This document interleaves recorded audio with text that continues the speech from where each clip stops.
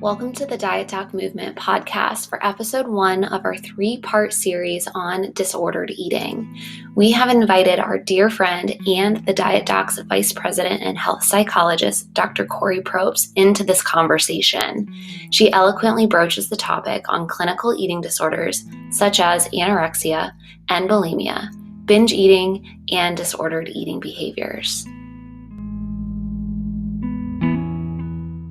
Hello, everybody. It is Meredith and Alexa of the Diet Doc Movement and the infamous Dr. Corey Probst of the Diet Doc is joining us today to talk about a pretty serious topic. And it's so involved that we're actually going to have a few parts to this series.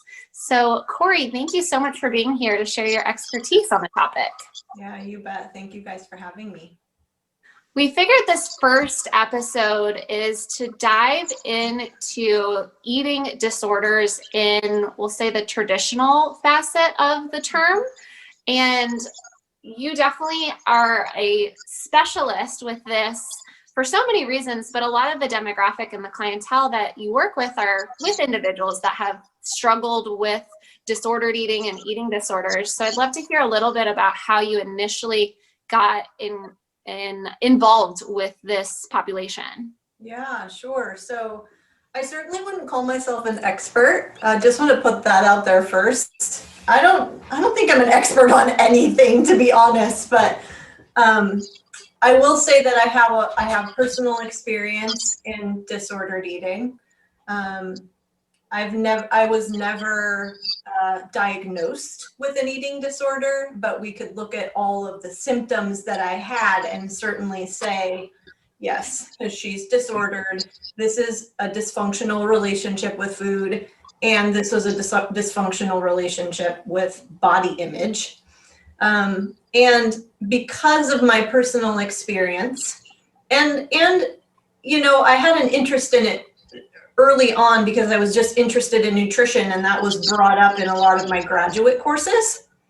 And so I did a lot of reading on the different eating disorders, really got kind of sucked down the rabbit hole of the topic itself, and very much from a psychological perspective and an emotional perspective, and all of the different reasons why an individual would find themselves in these dysfunctional spaces and places with food and their body, the different sorts of situations and circumstances that might prompt this controlling sort of behavior and emotionality around food, and how one can best start to tease apart the different facets of it and heal and recover from something like that. So, and I would love to explore the different facets of kind of the clinical definitions of an eating disorder, or the specific, if you can kind of dive into that facet of the disorder. Yeah, so there are a number of eating disorders that can be diagnosed, but then there are those that are not even in the Diagnostic and Statistical Manual of Disorders. But let's look at the ones that actually can be diagnosed first. And the one that a lot of people have probably heard of is anorexia. And with anorexia, to be diagnosed with that disorder, there are certain criteria that have to be met. One of them is restriction of energy intake relative to what we would expect an individual would need to maintain a certain body weight in the context of age, in the context of sex, in the context of their developmental path, and overall physical health.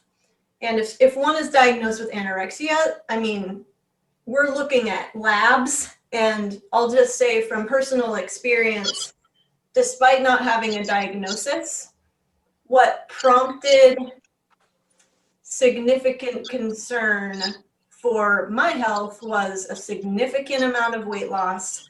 I mean, it was incredibly obvious. And then when I went to my medical doctor, it was how low, when they did a fasting blood glucose test, how low my glucose levels were. And I can go into that whole story if you want to, but that was what prompted some pretty serious intervention, not to the point of hospitalization, not to the point of even necessarily like intensive outpatient therapy or anything like that. But my doctor really saying to me, Corey, you're killing yourself. And if this doesn't stop soon, you will die. For a lot of people, it takes a lot more than that. Takes a lot more than concern from a couple individuals in their life to make a change. Fortunately, that was enough for me. And it didn't happen overnight, because my mom, as she's seeing these changes occur, and I was in college at the time, but I would come home, you know, periodically for breaks, and she'd see how much weight I was losing and would express concern about it, and I would just kind of ignore it. I knew she was concerned, but I didn't want to hear it. And I can't even remember how long it actually took before I had that blood test and then got that information from my doctor. And at that point, I was like, my intention wasn't to die. I didn't want to die. I needed to figure out how to live, because the behaviors that I was engaging in were a way of trying to control very anxiety provoking and very difficult emotions that I didn't know how to manage and cope with. I think this next question that I'm going to ask you could stem into an entirely full podcast on the topic, but I'm glad that you started to bring up not just the physiological change, but the psychological component to it. And I think that is a massive component of clinical eating disorders. And if you could share, if you're comfortable sharing, maybe your experience with the psychological strain throughout the healing process, post-healing, during the eating disorder, I think it would be really powerful for people to understand it's not just food. Oh, no. I'll oftentimes say it's not about the food. It is, because with anorexia specifically, most people aren't eating enough. But it doesn't start because we have a food issue. It starts because of a lack of skill, a lack of an ability to be with difficult emotion. A lot of times individuals with eating disorders have significant trauma histories. And so the healing really involves learning how to be compassionate with yourself, and finding a team of individuals, and that might be someone who's helping you focus on the food, like a registered dietitian, a psychologist, and or a psychiatrist.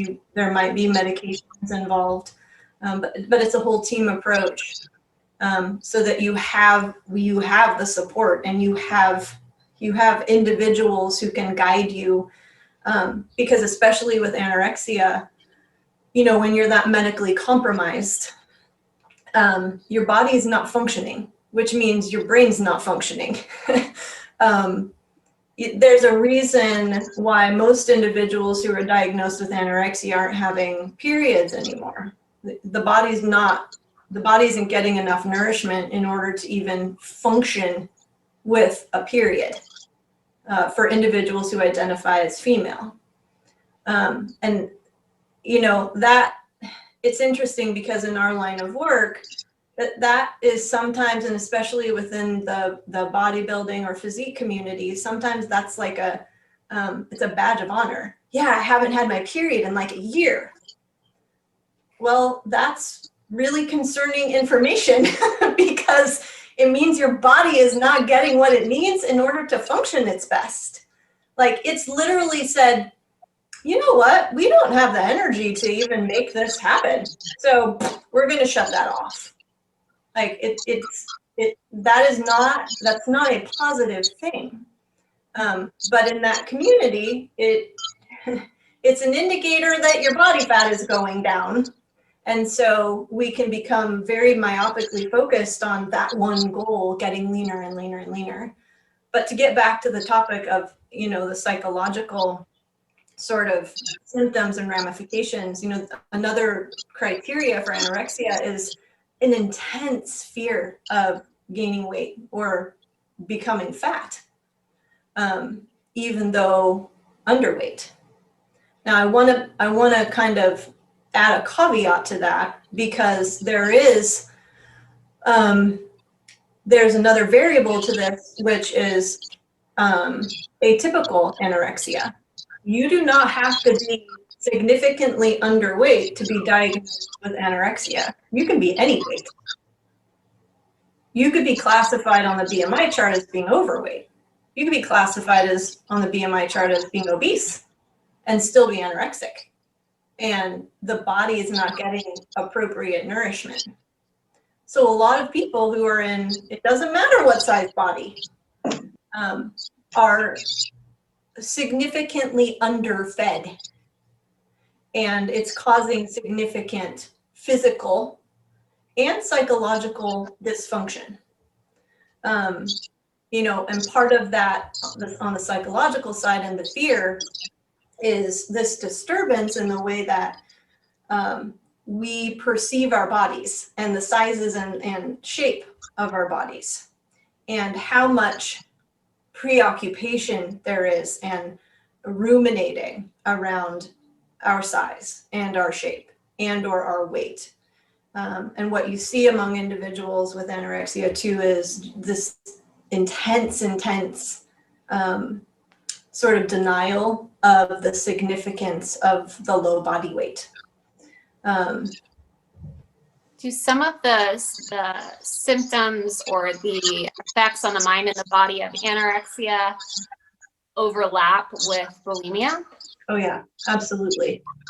Yes, for sure. They're all kind of intertwined. And that's why it's so important not to just look at the individual diagnostic criteria, because the emotional and the behavioral signs and symptoms can oftentimes mimic each other. But what's most important is to ask, like, how is this person's quality of life affected? And how is this person's overall well-being in the context of their relationship with food and their relationship with their bodies?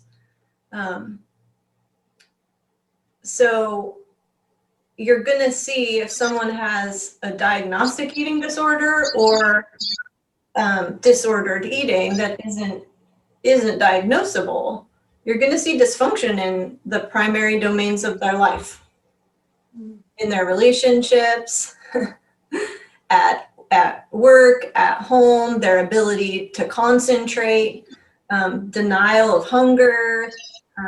There may be physical complaints like with abdominal pain or cold intolerance or feeling tired all the time, significant preoccupation with food, with weight, with calories or fat grams or dieting or carbohydrates.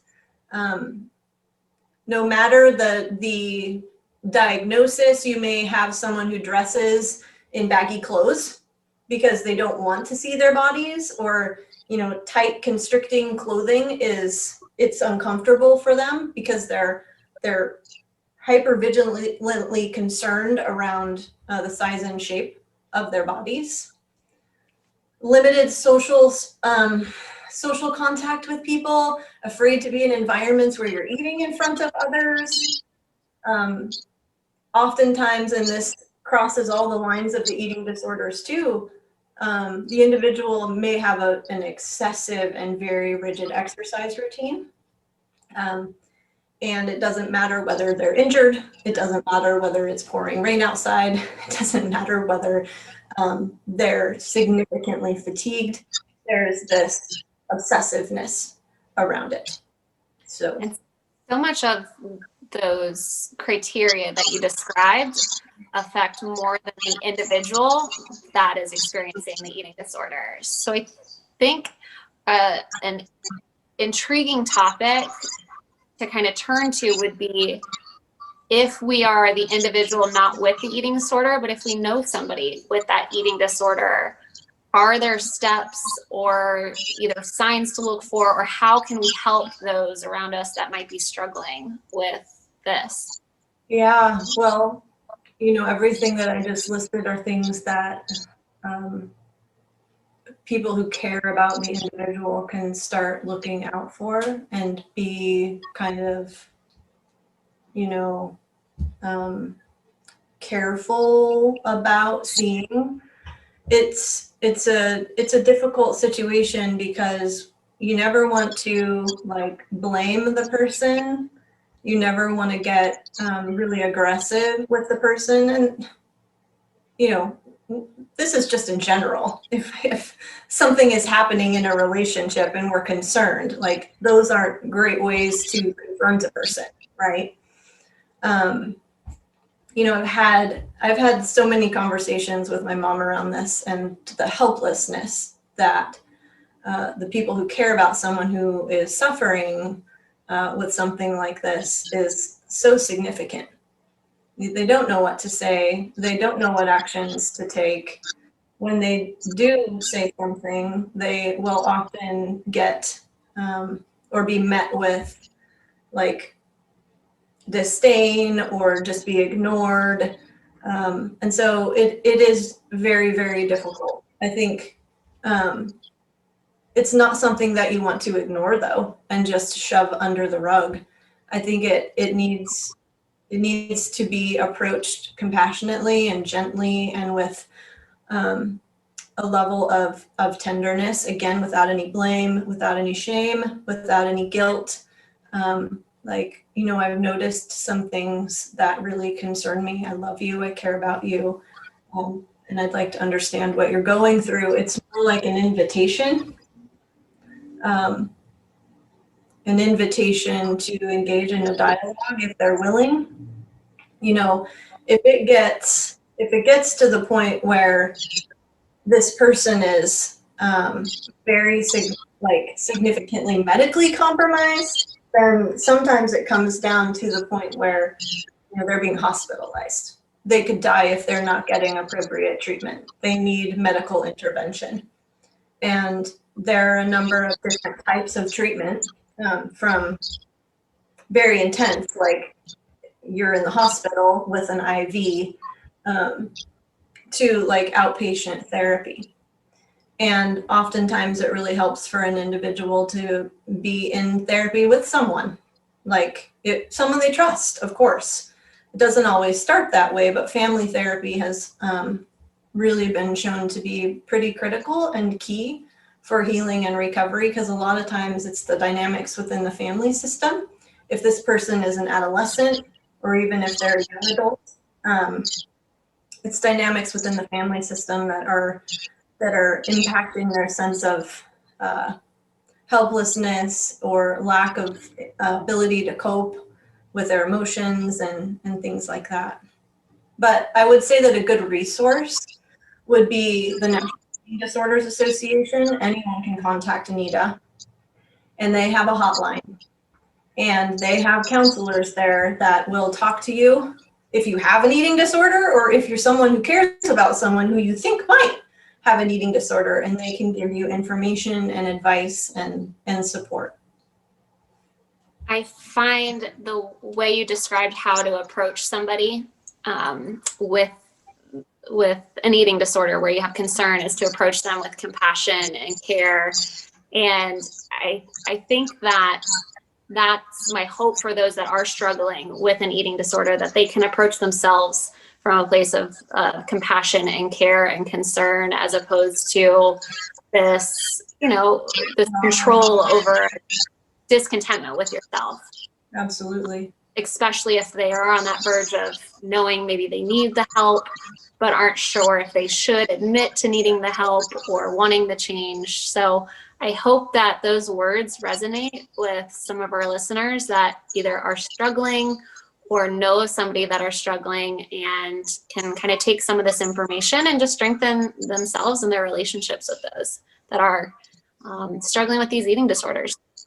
It's such a hard piece of it, the self-compassion piece. I often find that that's, you know, it's one of the most difficult pieces for individuals who are healing and in recovery to begin incorporating on a very regular, consistent basis, because the critic is so loud inside of their heads. Them not being good enough and needing to be different and needing to meet certain ideals. And there's so much fear. But in terms of what you said about approaching someone, like, we need to look at this person as someone who is in pain, and who needs support and guidance and love, because a lot of times they're doing what they're doing because they don't feel like they have it. Well, this is some really sensitive subject, but a powerful subject. And I think that we had you broach the topic and explain anorexia and bulimia to our listeners. It's more powerful because, like you said, you've experienced eating disorders. You've worked firsthand with individuals with them. So we just thank you for your knowledge and for taking the time to spread the message of what it is and that it can be helped. So we're so appreciative of Corey. Thank you so much for being here. You bet. Thank you. If you or someone you know is battling an eating disorder, please don't hesitate to contact the National Eating Disorders Association through text, call, or chat feature at nationaleatingdisorders.org.